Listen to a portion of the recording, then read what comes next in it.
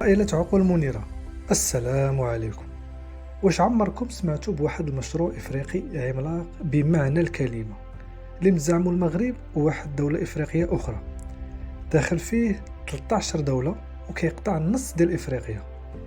إيوا سيادنا، أنا درت لكم هذا الفيديو باش نشرح لكم هذا المشروع، شكون داخل فيه، بشحال مقيوم، والمهم شنو المغرب غادي يربح منه. بلا ما نطول عليكم، المشروع هو أنبوب الغاز المغربي النيجيري.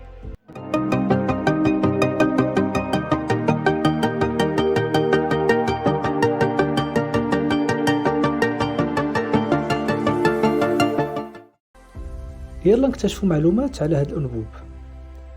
إوا سيدنا، هذا الأنبوب غيبلغ الطول ديالو أكثر من 5600 كيلومتر، وبالتالي غادي يكون أكبر خط ديال أنابيب بحري في العالم. بطبيعة الحال ملي غادي يكتمل هذا الأنبوب غادي يكون امتداد ديال خط الأنابيب اللي كاين دابا في غرب إفريقيا، اللي كيمتد من نيجيريا إلى البنين والطوغو وغانا، قبل ما يتربط بطبيعة الحال بالمغرب اللي غادي تكون هي البوابة ديال العبور ديال هذا الغاز لأوروبا. وهذا الشيء كيعني ان هذا انبوب الغاز غيدوز على 13 دولة افريقيا كيف ما قلت لكم، قبل ما يوصل انبوب الغاز ديال المغرب العربي لاوروبا اللي لسوء الحظ وقفته الجزائر من الجانب ديالها في 31 اكتوبر 2021.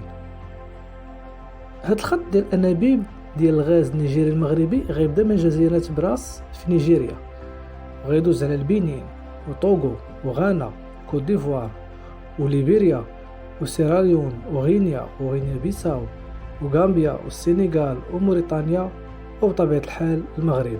يعني غيدوز من 11 دولة من غير نيجيريا والمغرب اللي هما اللي مزاعمين هذا المشروع.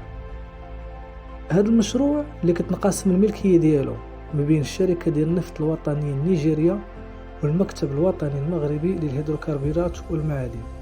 الهدف ديالو انه ينقل 3 مليارات ديال القدم مكعبة يوميا، بمعنى 0.08 مليار متر مكعب يوميا، أو ببساطة غادي نقولوا مليار متر مكعب سنويا. دابا نشوفوا شحال غيتقام. على حسب التقديرات التكلفة تقدرات ب 25 مليار دولار. غير هو الوزارة ديال النفط النيجيرية قالت باللي ما غادي نعرفوا الثمن النهائي ديالو حتى تسالي المرحلة ديال التصميم ديال المشروع، واللي غادا تستغرق عقود. امتى بدا الاتفاق على هذا المشروع ما بين المغرب ونيجيريا؟ هذا المشروع بدا اول مرحله ليه في سبتمبر 2016، باللي بدات مباحثات ما بين البلدين يعني المغرب ونيجيريا باش ينشئوا خط الانابيب اللي غيمتد على طول ساحل دول غرب افريقيا. وفي اغسطس او لا اوت 2017 بدات شركه النفط الوطنيه النيجيريه بطبيعه الحال الى جانب المكتب الوطني للهيدروكربونات اللي كاين في المغرب بدراسة جدوى ديال هاد الخط الانابيب او لا البيزنس بلان، وقدروا ديك الساعه بواحد التكلفه مبدئيه كيف ما قلت لكم ديال 25 مليار دولار، وقالوا بلي غتسالي الاعمال فيه فهاد 25 عام تقريبا. دابا هاد المشروع دخل مرحله اكثر رسميه، وهذا الشيء كان بتوقيع اتفاقيات للتعاون الثنائي في عام 2018. وحاليا في ابريل 2022 عندنا شركة أسترالية الفوز ديالها ديال العقد ولا الكونترا ديال دراسة التصميم الهندسي الأمامي ديال المشروع ديال الغاز النيجيري المغربي.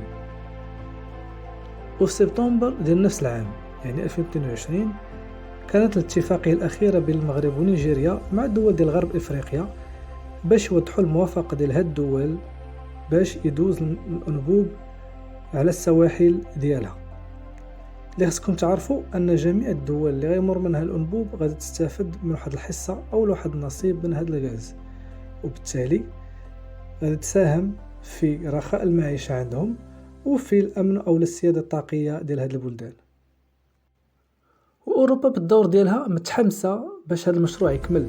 علاش؟ لان باغا تستغني عن الغاز الروسي، خصوصا مع الحرب اللي وقعت مؤخرا ما بين روسيا واوكرانيا.